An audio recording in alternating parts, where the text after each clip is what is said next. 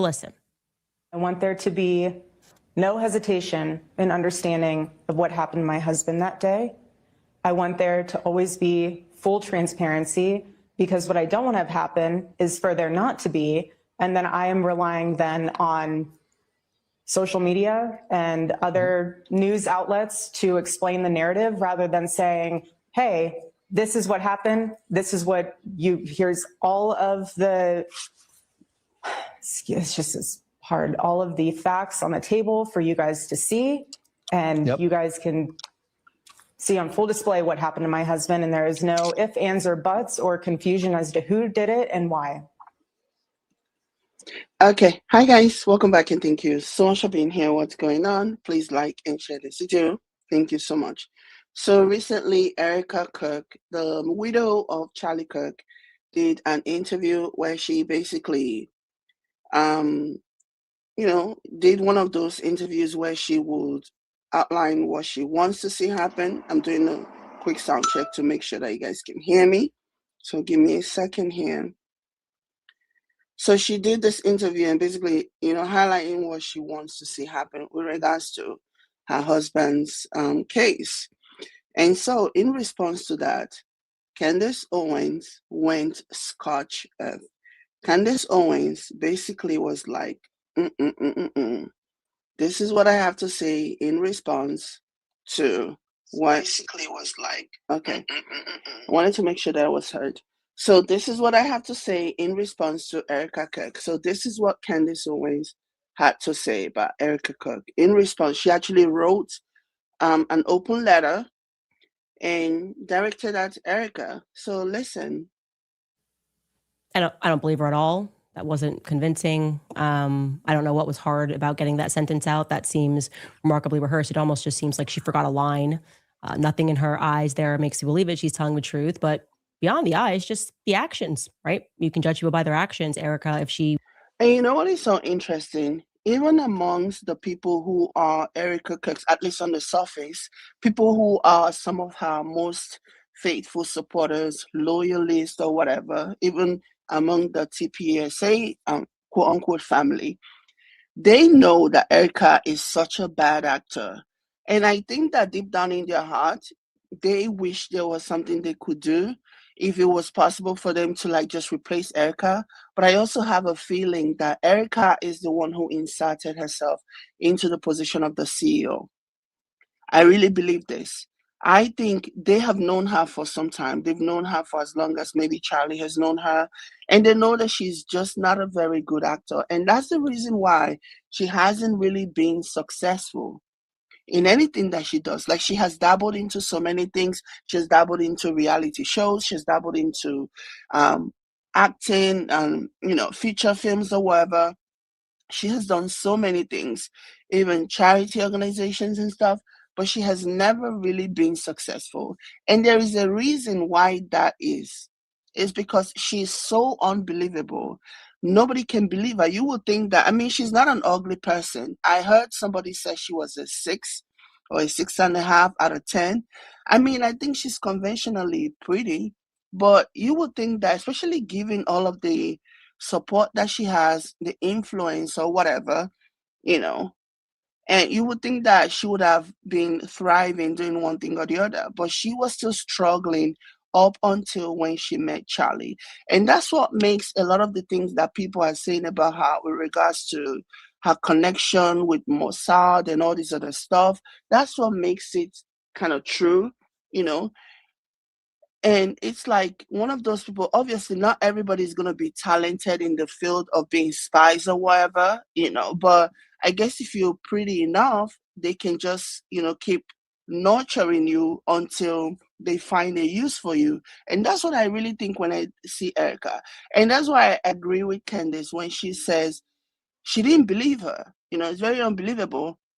And again, back to what I was saying about the so-called TPUSA family, they know that Erika is at the most, she is like a liability. They know this. But what can they do?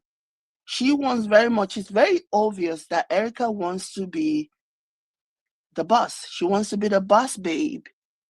And in the conservative movement, that does not work. They don't want women taking the front row seat. They want women in the back door, in the bedroom, in the kitchen, caring for the kids or whatever. Okay. And it's also so disingenuous. When I watch, there's one video that I saw. It was a podcast of Erika and Charlie, and they were discussing the roles of the family or whatever. And this was when Charlie was still alive. And in that video, Erika made herself out to be, oh, she wanted to be a stay-at-home mom. She wanted to be the one raising the kids while the husband, and she has made that very clear in many of the interviews that she has done, even post Charlie Kirk's passing. She has always emphasized on this thing about how, the traditional roles of the women of women being the caretaker of the home while the men go out and make the baking or whatever. But she's not even living up to that, up to the expectation that she creates and she set for all these other people. She's not living up to it. She's not even practicing what she preaches. So she says she prefers if women are at home or whatever. But since the passing of Charlie, Erika has been everywhere. Erika, it's very fair to make an argument. It's very fair to criticize her for not spending adequate time with her very small children. We're not talking about children who are maybe, pre-teens or whatever. These are children who are not even 6 years old. But when you think about the amount of time that Erika spends out doing whatever, doing TPUSA stuff now that she's the boss babe, it kind of contradicts the kind of message this was trying to push when Charlie was alive. So that's just what makes her like a fake. That's just what makes her dishonest. Like she says one thing and she obviously does something completely different. And do a lot of people don't take too kindly to that. And even in the conservative movement, they don't like that. They would rather have Erika take a backseat. They would rather have some of the dude from the TPUSA, quote unquote, family, be the face. But obviously, Erika wants to be the face, and that's the reason why she's the face of TPUSA. So, and that's the reason why she's the boss of TPUSA. So all of this is one of the reasons why a lot of the people in the conservative movement, in the MAGA movement, this is why a lot of them were so quick to turn on Erika, because Erika made it easy for them. Erika wanted to take the place of a man, and we know how, very we know how much they don't like that. So yeah, I see why it was so easy for them to make the transformation into disliking Erika and being so public and open about it, because this is not what they expected her to do. And even somebody who is liberal, even somebody who is like, doesn't really necessarily care much about the hardcore conservative stance, they will look at what Erika is doing and be like, wow, it's too soon for you to be out there doing all these things, hanging out with all this, being the boss, being the face. What about your children? Like, it's just, Erika could have waited at least 6 months before taking the role, and people would have been more compassionate towards her. This narrative that she's trying to push about how this is what Charlie would have wanted, I don't believe that for a second. And I don't think a lot of people are buying that.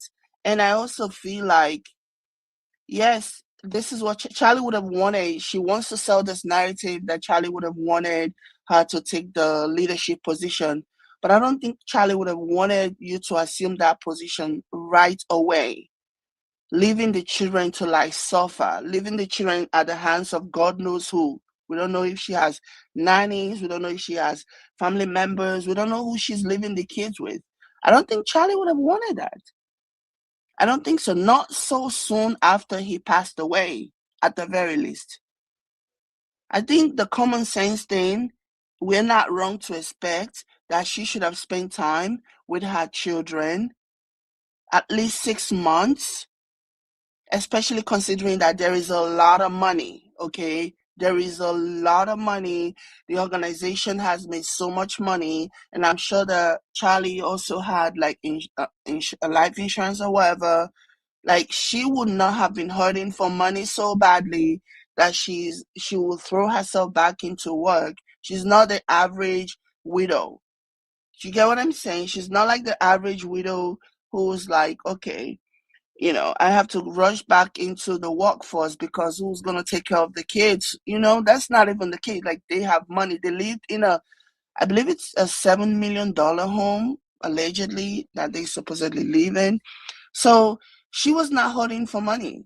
And people would have been so compassionate to send her money, like they already did anyways. She should have just taken some time off.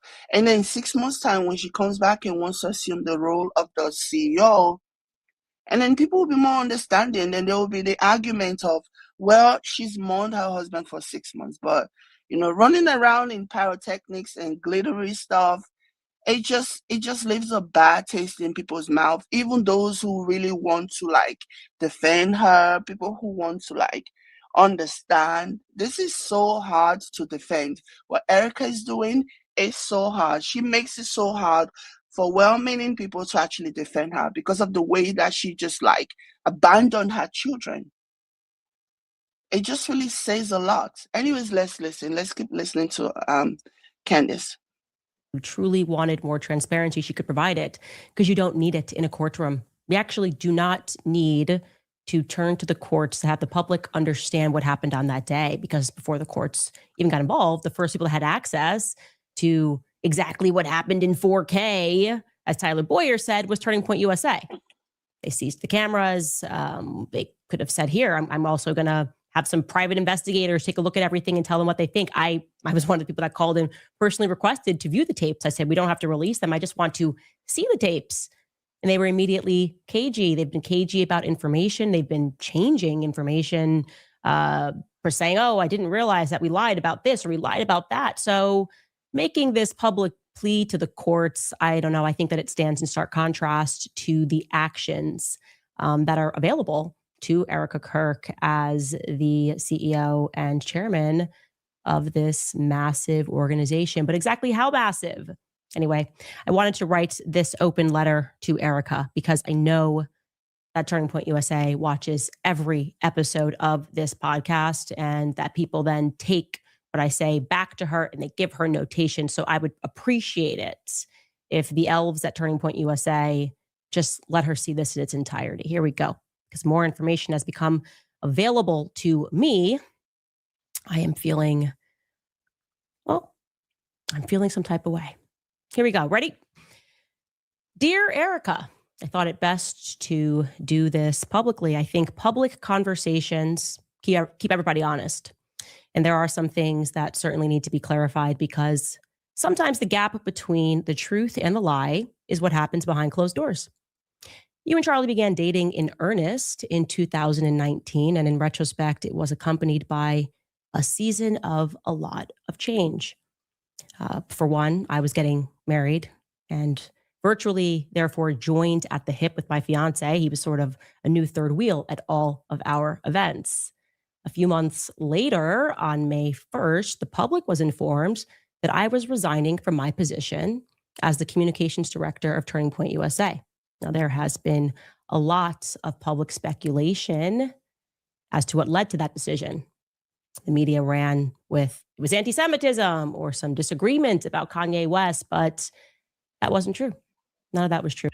And you know what is so telling about this situation, as far as I'm concerned, is the fact that when all of this was happening and there were so many people spreading all kinds of information as to why Candace left, on Turning Point USA. There were so many rumors being passed around. She never said a word. She never said a word. She kept her mouth shut, and she just let people say what they have to say. She never said a word. And to me, that level of self-discipline, of patience is very commendable. Being able to like just wait for everything to blow over. Just let people say what they want to say about you, spread whatever lies they want to say about you. To me, that was like, I was like, wow. And Candace is someone that you guys know my feelings about her, but I was like that's like gangster. That is like, whoa, that is so commendable. The fact that she took everything in, she saw all the stories, she saw all the narratives, she saw all the ways they were trying to paint her as a bad person, as though she was fired, and she kept her mouth shut and didn't say anything. That to me is very commendable, honestly, because I would not have been that patient. The truth, and I think that you very well know what the truth is, because you were around for it, is that Charlie and I had a disagreement, which fractured my trust in him. He did something that he had never done before. He lied to my face about money. Now, in retrospect, I believe that the manner in which I discovered the lie might have been by design, but there's no need for us to delve into conspiracy when the facts are plenty enough. Charlie had taken a meeting down in Florida with Ike Perlmutter at Mar-a-Lago. It was a fundraising meeting. For whatever reason, he did not want me to know about this meeting, and that was strange. It was meant to be kept a secret. Strange because we had always collaborated on and taken those sorts of meetings together. Anyway, I found out about it, and I decided to ask him casually as we were riding up an elevator at the. And the timing is so important in this situation. I mean, here she is with this person who they've been so close for so many years and they've been doing things together, but all of a sudden, Erika comes into the picture, and now Charlie is doing all these interviews or meeting all these people, taking meetings secretly without informing Candace about it. So yeah, the timing is very, very interesting. Trump Hotel in DC. I said to him, have you heard from Ike recently? And he looked me right in the face just as he was getting off on his floor. And he said, no, I haven't. I haven't heard from him in like 2 weeks. And I then said back to him, really, Charlie, because you had lunch with him yesterday at Mar-a-Lago. And I saw his stomach drop. I can't even imagine what he would have felt in that moment, realizing that he had been caught in a lie by somebody who trusted. And I'm very sure that that time was not going to be the first time that maybe Charlie had, kept something away from Candace. And like, I can't even imagine how embarrassing he must have felt in that moment, knowing that he lied to her face and she called him out on it like right away. His entire face looked, as if he was going down a roller coaster.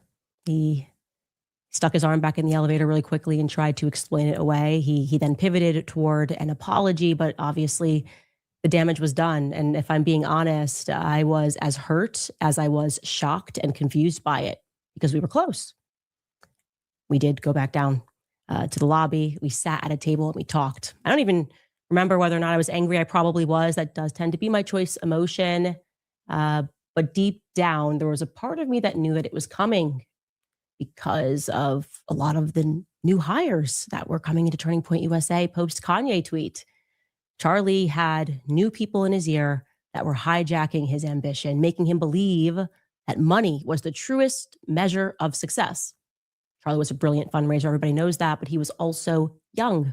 He was naive to what the wrong money could invite into his life. And I warned him. I warned him in that restaurant. I warned him specifically about Stacey Sheridan. Everything about her made my skin crawl. And I suspected she and Tyler had something to do with it. I also warned him about Schaefer Security and Dan Flood. You can check the text messages because you have them. And now I am left wondering, obviously, if Charlie had heeded. And you know what is so interesting? I feel like now that Erika has Charlie's telephone, she gets to read everything. And I think that's even part of the reason. Maybe she's reading something that she doesn't like. Maybe she's reading and learning things.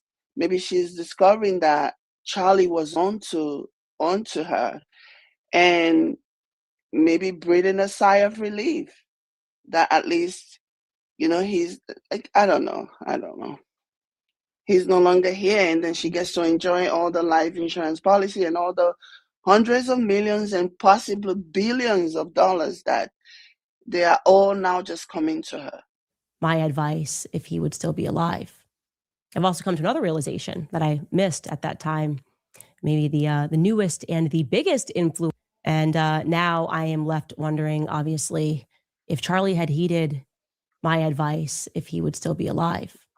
I've also come to another realization that I missed at that time, maybe the newest and the biggest influence in his ear. Who was that? Obviously, it was you. You were the newest and biggest influence in Charlie's life. You kind of all arrived at the same time. And you too, Erika, you lied to my face as we sat down in that hotel and we spoke for 4 hours. But I want to be clear, it was different. You see, with Charlie, I could forgive him. We were always like brother and sister. We went on tours thereafter. But you didn't do it when you lied. You didn't do it out of naivety. You didn't do it because you were young and being pulled into the wrong direction by bad faith actors. Andrew Colvett was never going rogue. You knew that. Every single evil thing that was done to me was done with your blessing. And I consider the onslaught of attacks that I had to endure, they were evil.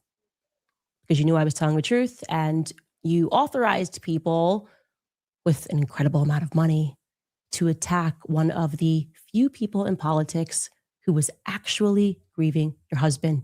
You knew we had a deep friendship. You knew I was telling the truth about the Catholic thing, about everything. You allowed these people to lie and to say that Charlie and I hadn't spoken since 2019. I mean, it's crazy how much of a lie that was. You authorized it, and I now know that. The question is why? It was so cruel. It was so mean, right? Why impart that on someone who you know within a sea of snakes actually cared about Charlie and didn't want anything out of the organization? Maybe it's because I was like a loose end. Or maybe she was jealous. I see a lot of these jealousy words get thrown around a lot when it comes to Candace and Charlie's friendship. People always say, oh, Candace is jealous of, like, she's jealous or she's angry that Charlie didn't marry her, Charlie married Erika, whatever. That always makes me laugh, because when you look at the timeline, when you look at, how long they were friends for a very long time before both of them met their partners, it is so interesting that if that was ever the situation, I'm sure Charlie probably would have, both of them would have been together. But I do believe her when she says they were just like siblings. I believe that a lot, and yeah, and people are just trying to dismiss her, diminish, and discredit her. And by her I mean Candace, by saying all those things. One person that wasn't controlled by an organization. I'd just kind of proven that I'd rather lose everything to say something that I don't believe, least of all for money. I mean, maybe it's also because you have his phone. And when I revealed to the public that he had predicted his own death in remarkable detail, maybe you went back and you read the rest of those messages, the ones that I haven't yet revealed to the public, because in retrospect, those messages they're pretty terrifying because they're precise and it feels prophetic. Charlie was gifted. You know that. I know that. And the government most certainly knew that as well since he was a kid, which is why it was at least very interesting to me that you told the New York Times, something that most people didn't pay attention to, but you told the New York Times the night before his murder, Charlie's, and I'm going to quote this, you said that Charlie's adrenal glands were just going off. He couldn't sleep. I know enough about Charlie to know what that means. That means that Charlie was being bothered. He was probably having visions like he was in 2018. probably a clearer vision than the one that I had that you guys tried to mock, that danger was coming. And I'm going to go ahead and say that it wasn't about a Jezebel article written by some leftist. Please stop saying that because it's not true. I know Charlie, a leftist article didn't upset him in this way, didn't make him call a priest to pray over him. He thought someone was going to kill him. He did express that in writing, and you did not lose those text messages. You knew that. But Charlie and I spoke a lot about his third eye. That's why that sentence caught my attention in the article. He spoke about the street lamps that would go off when he would run, about the special school that he had to go to. We spoke about a lot of the things that were strange in our childhood, the testing that both of us had to endure. We spoke about the fact that we could both astral project. You know all of this, of course. You have his phone. And how surprised we were when we learned that not everybody does that naturally. Sleep paralysis, you name it. We had conversations about it. And if Charlie's adrenal glands were going off, it was probably maybe for the very same reason that I pulled my kids out of school days before he was murdered, because I sensed danger was coming. And since we are being open, I also want you to know that it struck me as odd when you said in that interview with Jesse Waters that you wanted Charlie to have a good night's sleep. He was so excited. So you sent him to sleep in his daughter's room. I know it just registered me as a little bit backwards. If I wanted my husband to have a good night's sleep because of something he had the next day, I'd probably let him sleep in the room and I would sleep in my daughter's room. I flagged that. I also thought what was interesting is that you said the next morning when he snuck in, he grabbed his wedding band. Again, minor detail, but I asked myself, why was his wedding band off? Well, that tells me, okay, I always thought that was odd whenever I first watched her give that interview with Jesse Waters or whatever his name is, that clown. I always thought it was odd that when she said that, about Charlie going over to their daughter's room to sleep, and also that when he came back in the morning, when he snuck back into the bedroom in the morning to put on his wedding ring, I'm like, what that tells me personally is that they were not sleeping in the same room anymore, okay? And the wedding ring, the reason why he snuck into the room to get the wedding ring is because, whatever was going on in the home has not been made known to the public yet, has not been made known to the public.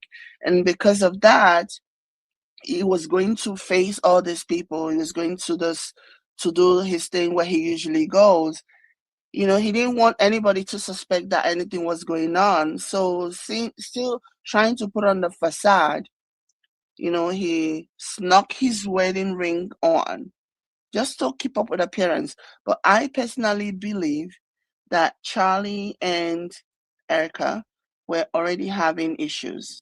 That's just what I believe, that they were already having issues. And the ring, he was just wearing the ring just to avoid any kind of uncomfortable questions with people asking, what's going on? Are you guys okay? Are you guys, just to avoid any suspicion that something might be going on. I think that's why. I don't think, because that's not what you do. You're supposed to have your ring on your finger. So I think this was just part of the play, part of the facade, pretending that he was still a married man and everything was still hunky-dory, whereas there was something actually going on in their home. That's my belief. That's what I think. But enough with speculation. Here are the facts. Yeah. I now have verifiable proof in writing that Justin Strife and you lied to me. You know exactly who Pierre is. Why did Justin Strife say that he had never heard of Pierre? It's crazy. Justin, why would you do that? Justin, you know him. You've met with him. You've personally met with Pierre. Erika, you've met with him in the wake of Charlie's death. I have, again, verifiable proof. So you can call your lawyers. You can spend another $1 billion on PR if you want to. Tell your lawyer to call my lawyer. I mean, you guys certainly have the money to do all of these things. Like she's daring them, okay? And she's daring them for one because she knows she has enough evidence. She has enough evidence to back up what she's saying. And also number two, because she knows that should this actually go to court, the discovery of this will be like, whoa, they're gonna have to like fork out information and a lot of the secrets that they're trying to hide, they're gonna have to like let Candace's lawyer into those pesky little details. And so I feel like that's one other reason why they will never, challenge her to court or take her to court, really. One time, I forgot to mention this, and I was actually going to do a video about this. They even sent her like a cease and desist one time, which I thought was interesting, you know. But I think that's as far as they're gonna go when it comes to trying to like muzzle Candace. I think that's as far as they're gonna go. I don't think they're gonna want to go full all the way to court because it's not gonna be in their best interest. Because as we have seen, especially with regards to how Candace has handled the Macrons, it's very it's very obvious that she will go all the way. Doesn't even matter if she's right or wrong. Doesn't even matter if she believes she's right or wrong. She's the kind of person that will stand 10 toes down for whatever it is that she believes in. So yeah, I think she will be ready for a fight, and she has like a whole lot of people who are going to be there supporting. So yeah, and funding her legal case. It's not going to wipe away the truth. Okay. The truth is that there was a deal on the table with Pierre, who, yes, is from France, born in France. And that deal was worth billions, not millions, billions, plural, billions of dollars. It's amazing. Just after Charlie was shot. And again, I have proof. Pierre had a phone call with Justin Strife. He also had a phone call with Mr. Don Erika of Turning Point USA down in Tampa. And what's really odd? Somehow this Frenchman, Pierre, he knew that Charlie was dead before the rest of the world did. How did he know that? How did he know before I knew? Especially because he wasn't yet a donor to Turning Point USA. Why was he given so much priority? Frenchman. I'm interested. I know that after Charlie died, that deal went through. Yeah. I mean, if I'm lying, this would definitely fall within the category of defamation. So, yeah, I'm all in on this one. Like she's literally daring them, like, bring your A game, bring it on, because I have evidence, because I have proof. Like she's daring them. Oh my goodness. She's not backing down. I'm guessing, by the way, regarding this, Pierre, that this might be the reason that the White House never got back to me regarding the French Foreign Legion being involved with Charlie's assassination. Because, I don't know, there could be a French angle here. Could this be a motive? Could billions of dollars be a motive? I mean, I'll just ask some immediate questions. My question would be, why would a devout Catholic Frenchman be looking to give billions of dollars to an evangelical organization? Is that not weird? Just objectively weird? Gosh, that's a pretty big investment. Just really care about free market capitalism? What's France got to do with college campuses in America? Full stop. The answer, Erika, is nothing. Nothing. And one of the things that when I was a kid, and other GATE kids, since we've been speaking about the GATE program, when they put you in these special classes, they test you frequencies, sounds, they made us drink fluoride, all the weird stuff. But one of the things that they're especially interested in is how quickly you can put together puzzles. And I want you to know that I excelled at that. I was really good at putting together puzzles. I gotta tell you, I think the picture is starting to emerge here. I think I was right. My best guess is that it was Pierre Falcone all along. of Angola Gate. We talked about it on the show. France, Israel, the United States. This time it would be Egypt rather than Angola, all working together. Maybe they were getting the band back together to traffic because, there's been a lot of trafficking that just keeps coming up in this investigation. These countries, these satellite of countries, you trying to pretend with your what now billions of dollars, got a PR, we can do all of this. And it was so crazy. Oh my God. Little joke about the Egyptian planes. What? Nothing to see here. This is my theory. There's a lot to see here because you were lying to cover Bibi Netanyahu's tracks. That's very strange. You were there when Bibi Netanyahu called. Andrew told me that Bibi offered to take Turning Point USA to the next level and that Charlie turned him down in the Hamptons at the dinner that you were a part of, but you don't remember that part. You say he's just calling about a letter that Charlie wrote 5 months earlier. The dinner that you thereafter allowed an army of influencers to claim never actually happened, but you were there.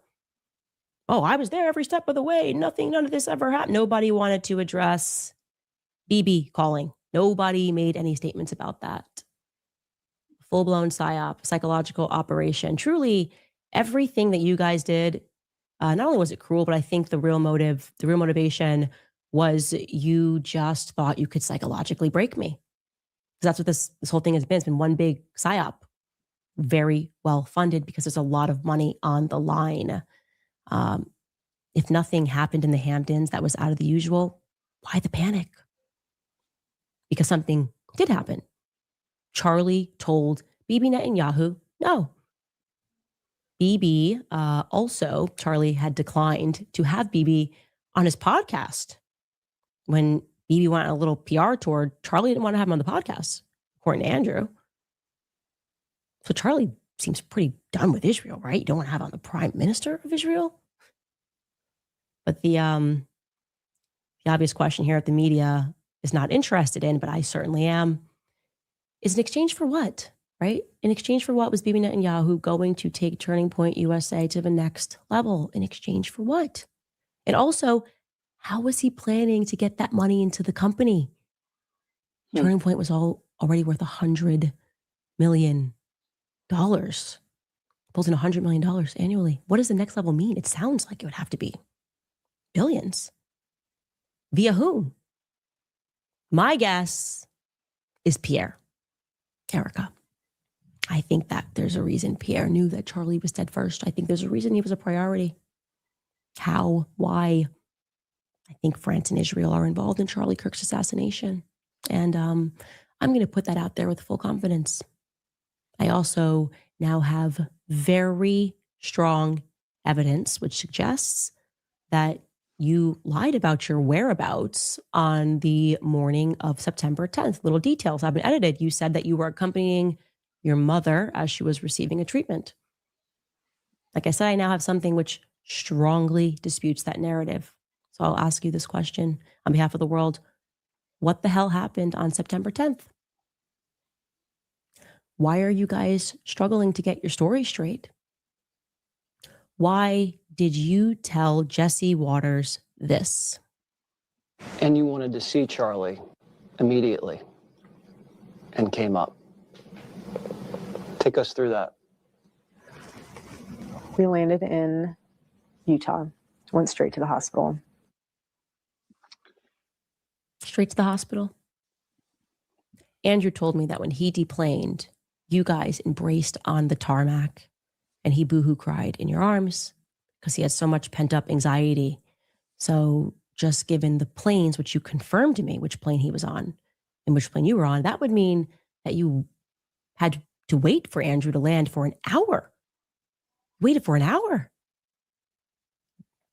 Don't do the thing where you tell me that Andrew went rogue. Don't do that. Like, that is so crazy, okay? This does not even sound right.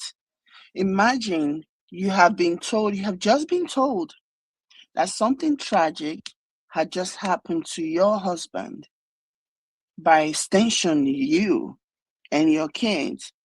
and you're waiting for some guy before you can rush to the hospital, like that does not even that's just all kinds of wrong.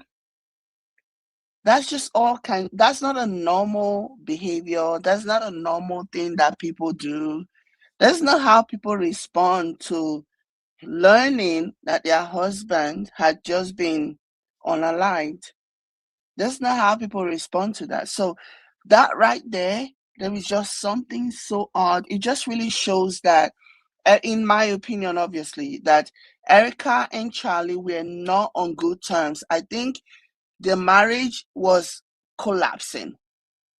And because that's not how you treat somebody that you actually love. That's not how you respond when you've been told that the husband that you are in love with had just been shot, and that's not how you don't wait for somebody who's like 1 hour away before you can go to the hospital and go and see or whatever. That's not how people respond. And also beyond that, another thing that I wanted to add with regards to why I feel like Charlie and Erica's relationship was not anywhere as good as people may have thought. The reason why I feel this way is because there is something that Erika said when she did an interview. And during that interview, she just kept talking about how forgive each other, husband and wife, tomorrow is not promised. Forgive each other. Don't hold things in your mind. Don't hold anything. Don't hold grudge. Husband and wife love each other. Forgive each other. I remember when I was watching her say that in that Fox News interview, Fox TV interview, it was just weird. It was just odd. That does not make any sense for her to be saying that. Talking about forgiveness or forgive that comment that she kept making just sounded so out of place. But in retrospect, hearing Candace breaking everything down, talking about how Erika, talking about how Charlie slept in their daughter's room the night before September 10th and snuck into their bedroom to put on his wedding ring. Everything finally clicks for me. That was why it's like she felt some kind of guilt. It's like she felt guilty. That's the reason why she kept saying all these things that at the time did not make any sense, at the time sounded so out of place. Talking about how forgive each other, husband, do not hold grudge, do not keep things in your heart. I'm obviously paraphrasing, but I don't have the time to go and search for the video. But yeah, it did not make any sense. That was so out of place what she was saying about talking about forgiveness. Like, I feel like another thing, I feel like Erika was worried that Charlie may have confided in other people about the status of their marriage, the status of their relationship, and Erika granting all these interviews and saying all these weird things about forgiveness, about Shabbat Shalom, that is home, talking about how, his wedding ring. And, I feel like she wanted to put that narrative out there to like control the narrative just in case people who actually knew what was going on before they actually leaked information about the real status of their marriage, the real status of their relationship.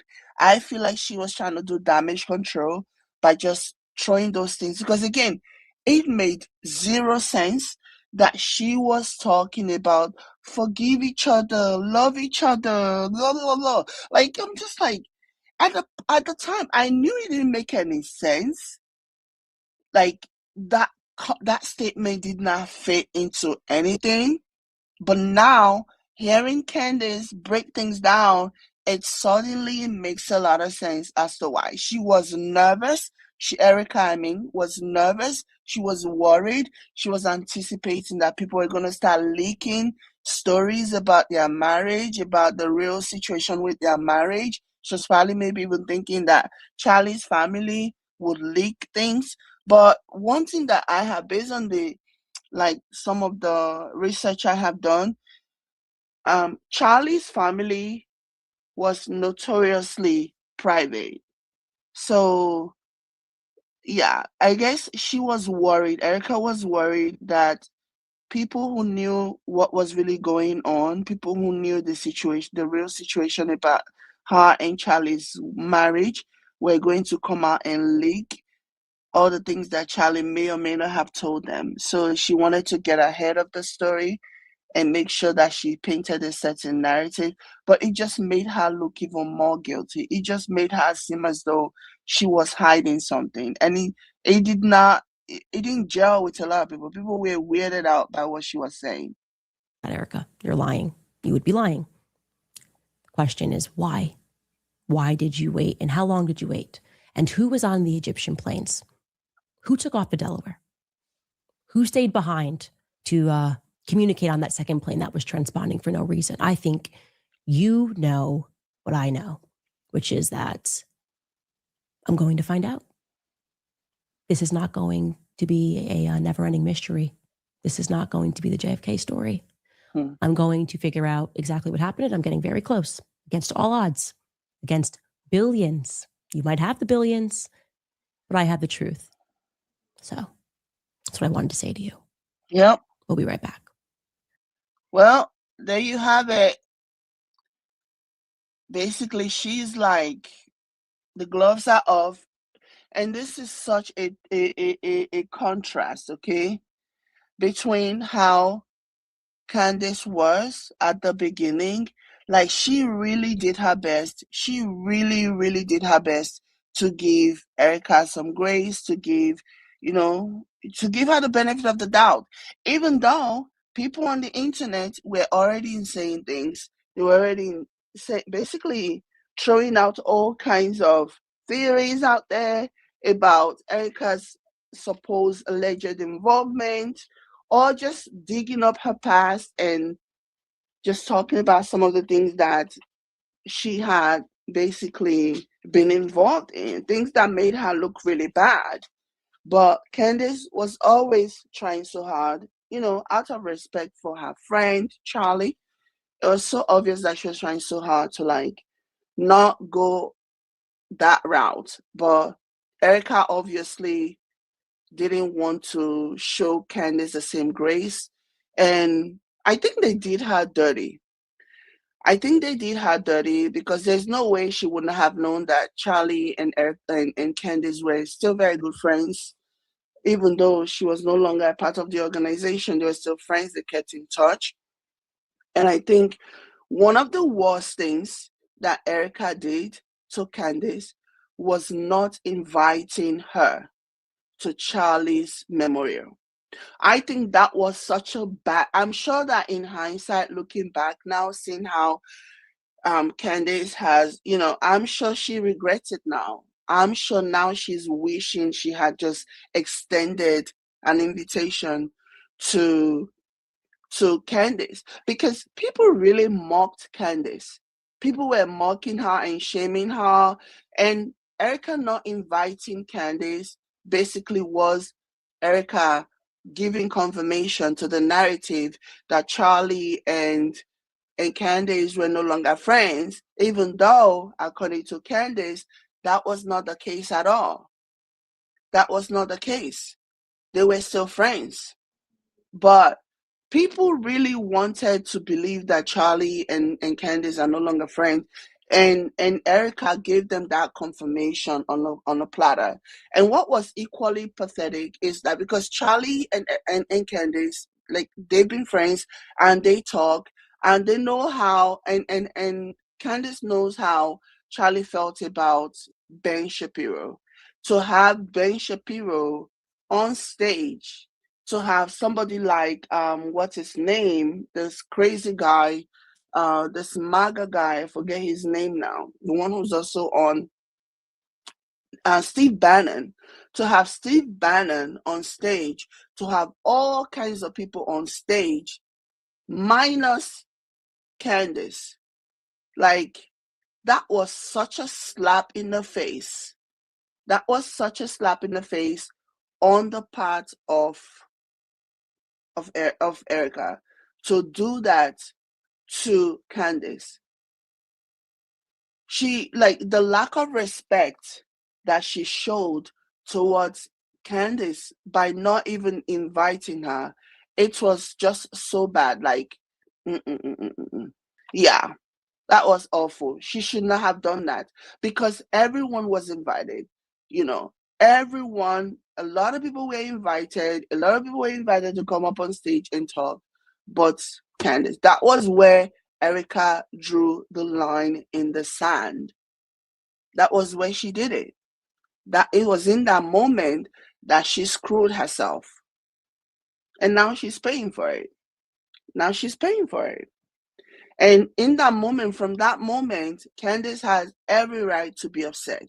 Candace has every right to react the way that she chooses to react moving forward. They did her dirty. They did her so wrong. It was so bad. They disrespected her. They basically confirmed the stories, the lies, the narrative, that has been trailing her for years and years and years now. When all the while, Candace actually had the real reason. She had the secret to why she left the organization. Yet she allowed the lies, she allowed the false narrative to fester. So yeah. Anyways, that's the letter, and let me know what you guys think. I'll catch you in my next one. Please like this video and also share. Bye.